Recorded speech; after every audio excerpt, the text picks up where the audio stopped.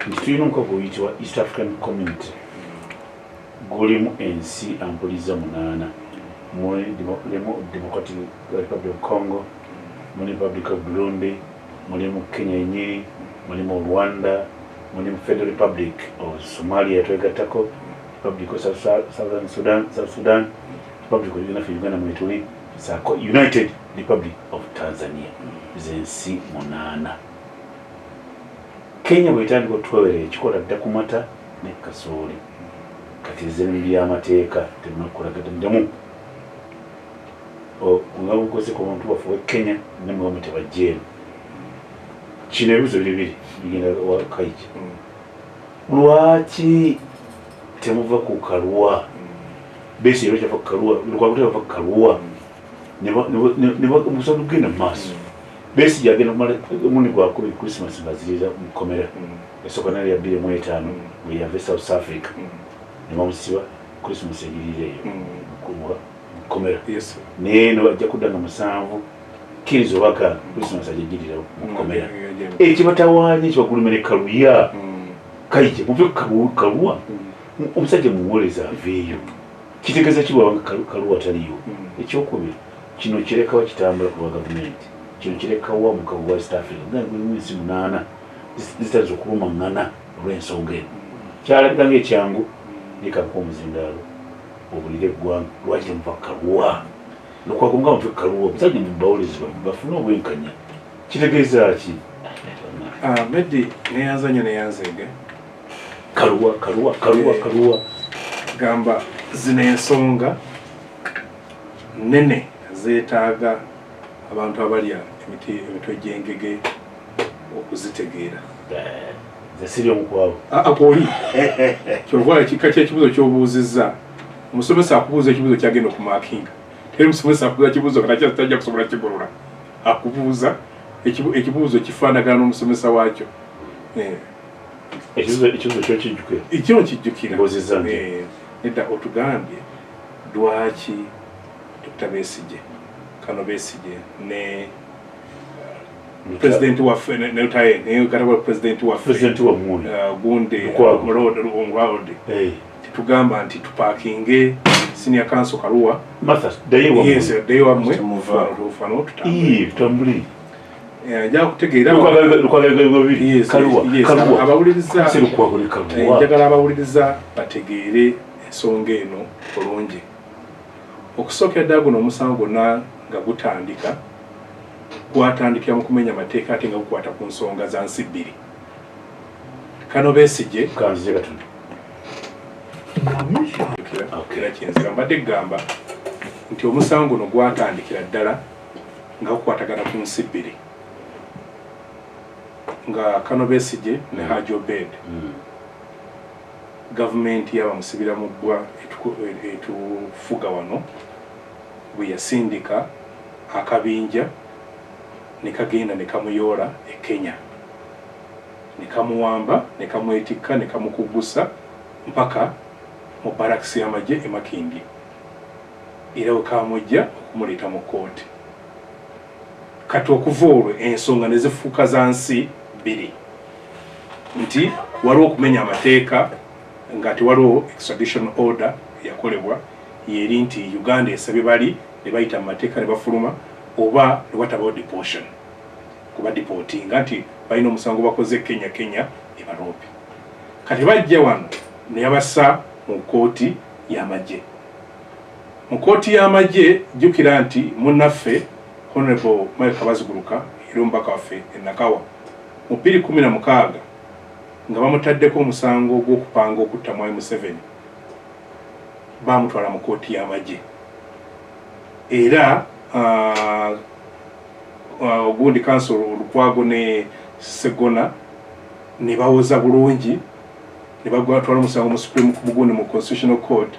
kooti neeragira nti abantu ba civilian tebagendenga mu kooti y'amagye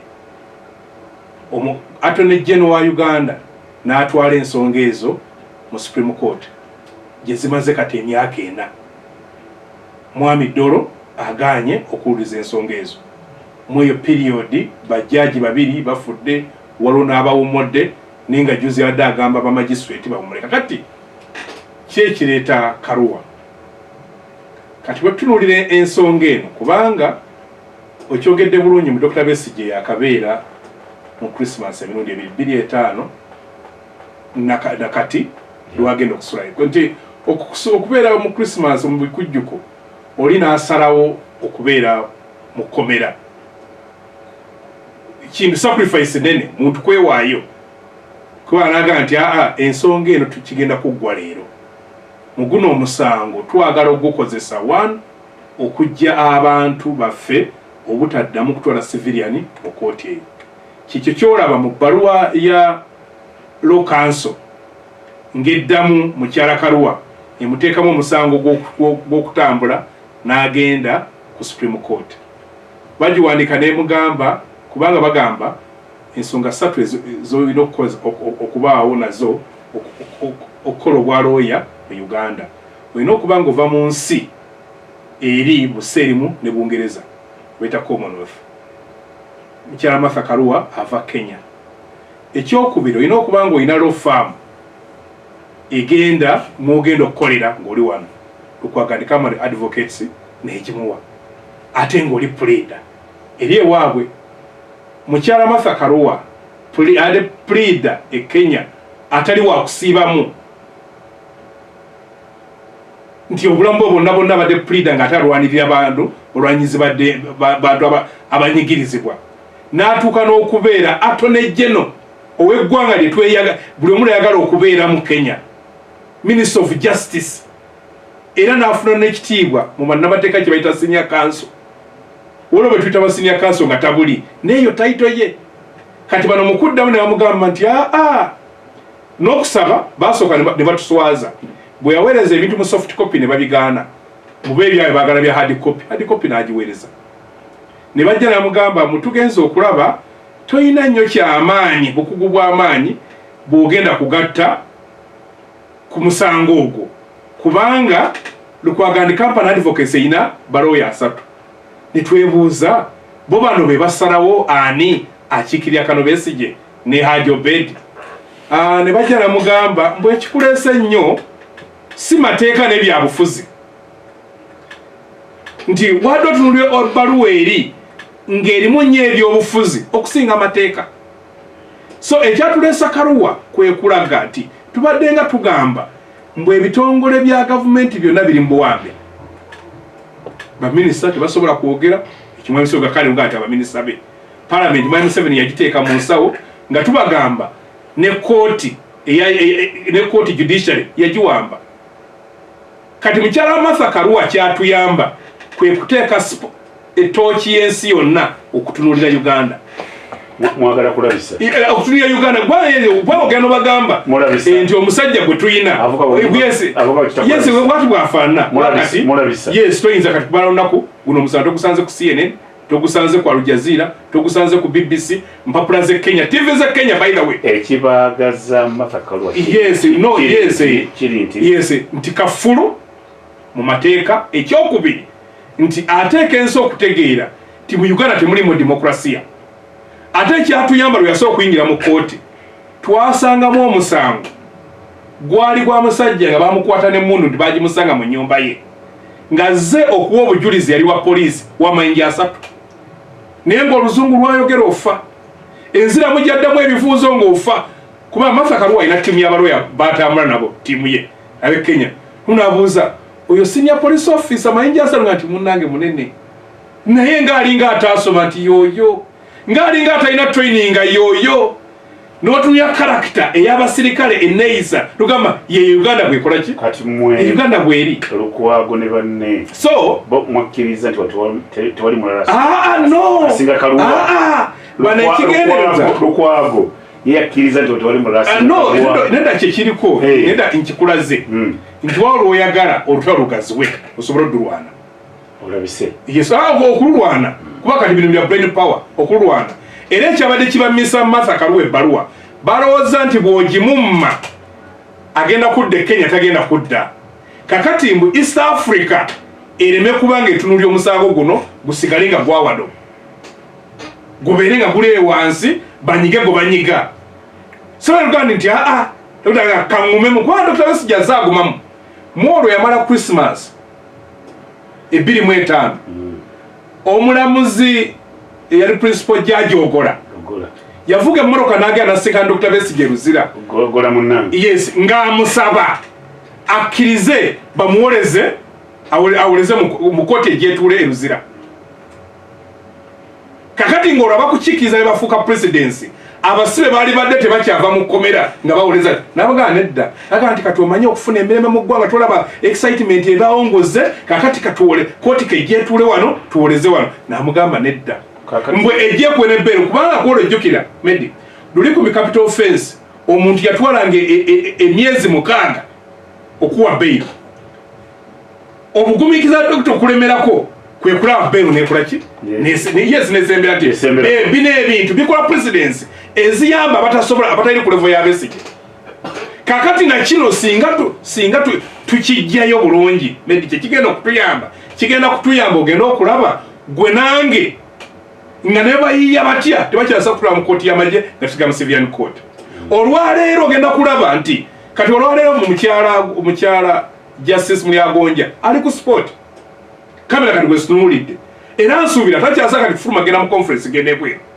kubanga Kenya yamukubyeko ekipapula East Africa ekimukubyeko Africa batuge Pan African lawyers nebo bagenda kulaki kuwa comment kuzina ensonga kakati atugenga nti waliko oli judge wali IGG era nodda mu bulamuzi kubanga jjukira nti omuntu eyafumba emisango gya 2.5 kati akulira Electoral Commission gwe bayita Justice Byabakama ye yafumba omusango wa Dr. nti mukwasibwa abakazi yamufumawo ogw'obutujju gyonna n'agifuma n'alaka n'okuleeta abantu ng'abakookinga abambaza obugundi bu earphone mu kooti kakatiza atali mutego wangege yes atamanyi nnyo yes Besigye tajja kusaba bail mu kooti y'amagye ekyo kyo njagala kikubuulira tajja kusaba bail ojjukira bamusaako bail lwenjo ano njagala kikubuulira Dr. Besigye njagala nga Dr. Besigye tagenda kusaba bail mu kooti y'amagye kuba civilian ojjukira bamuwaako emiliyoni 3 tajja kusaba bail ndimugu abamuwa olujjuma emiliyoni 3 yes tagenda kusaba bail Kifeefe mutabani wa Kifeefe mutabani wa Kifeefe tajja kusaba bail kooti y'amagye kooti y'amagye aginako ebyafaayo kati agenda kukola Medi njakubuulira kooti y'amagye ati akubuulira kyagenda okukola kakati Besigye otayagala kusaba bail mu kooti y'amagye akima mu nedda kooti y'amagye si yeyereeta bamuleetera mu drone ne bajja namwita ng'ali ku mpingu era empingu bazimugiramu muki muguni wali mu maaso g'omulamuzi era bamujja bamuyisa n'ammanju nejjo bannamule badde boogera gundi y'amagye nejja neereekaana nga tebagibaddeayogera gye tuli neetako obugombe nga tebagala bibulikike ya military ze ni mutiiti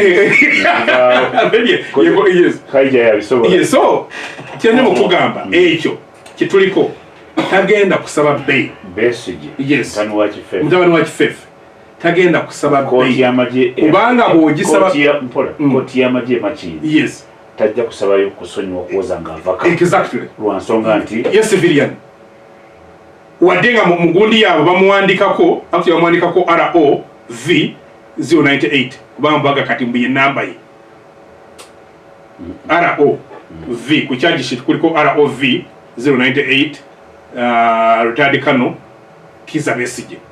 lwaki tajja kusaawuliza kitegeere njagala ekyo yes buli lwosaba bail era bana bamuleeta mukozesa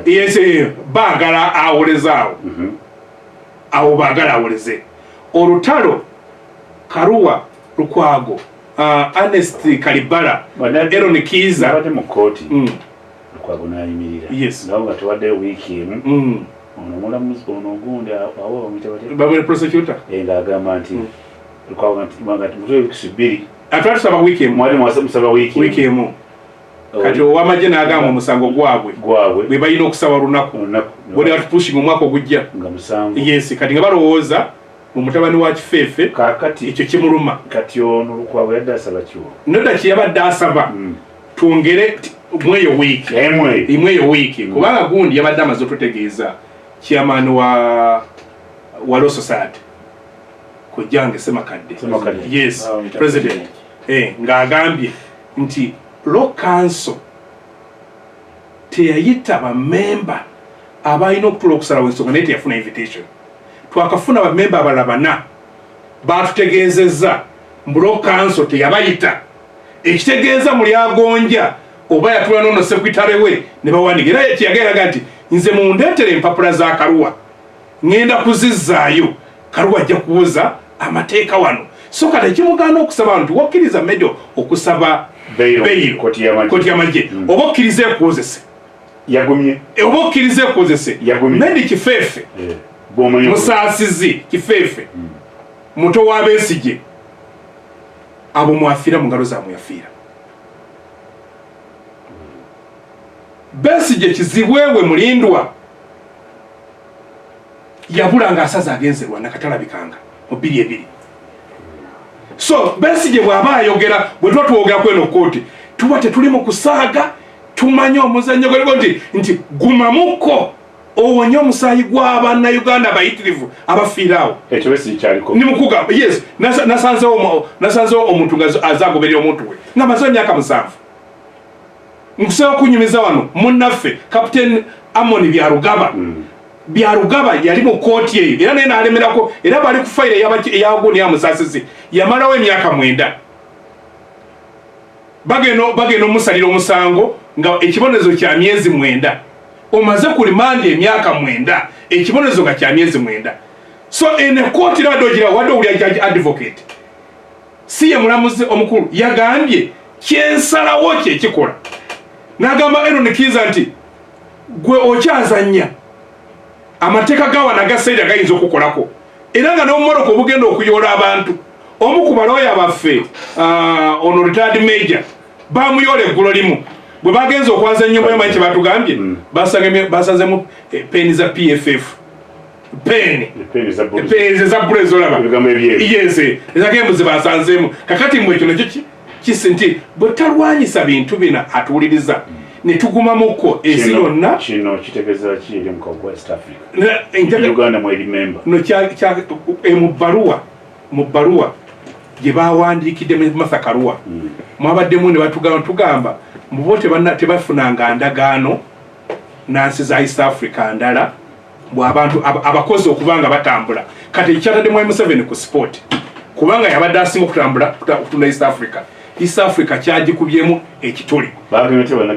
Bannakenya bagambye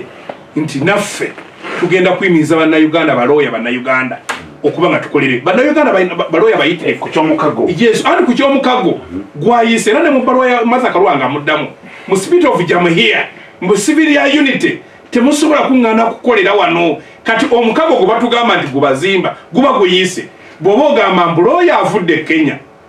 tomukkiriza kuwoleza wano. Kakati bamukyala muli agonja kye beerabidde nti balooya baffe ab'amaanyi omuli ne council wange weyita okuyita council for the accused Mpanga bakolere Kenya bakalibala yes bakolere Kenya yes branch ya gundi ya FAAF Mpanga ni Company Advocates jeri n'abalala bayitirivu Bannayuganda gundi era erodiso ya FSO walenzi kalibala tanyo kubere Kenya Nairobi yes branch ya branch mu byamateeka yes era Advocates Company baba je bali kati nga wo musango ne side eri baguoza kati Bannayuganda bangi kalibala bagenda kola nenda kati kino kibwa Mpanga kino kye kigenda okukola kigenda kuyamba ne balooya abadde bebuzabuze nga bagamba batuwagira nga batyo okujja okwegattako bali mu kusaba gamba twagala kwegatta ku musango guno okulaba obuyingo obukadde